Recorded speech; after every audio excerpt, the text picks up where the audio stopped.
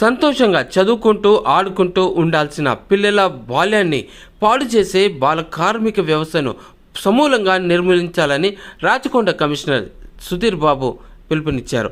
ఇక operation Muskan 11 conference సమావేశం కూడాను నేరేడ్మెట్లోని రాచకొండ కమిషనరేట్ కార్యంలో ఘనంగా జరిగింది.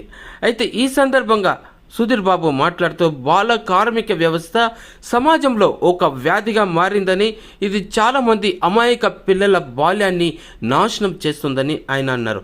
ఇక బాల కార్మికులకు మూల కారణం ప్రధానంగా తల్లిదండ్రుల పేదరికం, బలవంతపు భిక్షాటన చేయించే వారిలో చిక్కుకొని వారి యొక్క బంగారు భవిష్యత్తును కోల్పోతున్నారని సిపి ఆవేదన వ్యక్తం చేశారు. ఇక పేదరికం కారణంగా సంఘ వ్యతిరేక శక్తుల చేతుల్లో చిక్కుకున్న పిల్లలు కొన్నిసార్లు బాల నేరస్తులుగా మారే ఛాన్స్ ఉందని, సంఘ వ్యతిరేక శక్తులు చిన్న పిల్లలను ఉపయోగించి నేరాలకు పురిగొల్పే అవకాశం ఉందని ఆయన అభిప్రాయపడ్డారు. ఇక తల్లిదండ్రులు తమ పిల్లలను కార్మిక మార్కెట్లోకి నెట్టవద్దని చెప్పి కూడా సూచించారు. పిల్లల విద్య కోసం ప్రభుత్వం అనేక ఉచిత సంక్షేమ కార్యక్రమాలు చేస్తుందని, అందుకు వాటిని సద్వినియోగం చేసుకోవాల్సిన అవసరం ఉందన్నారు.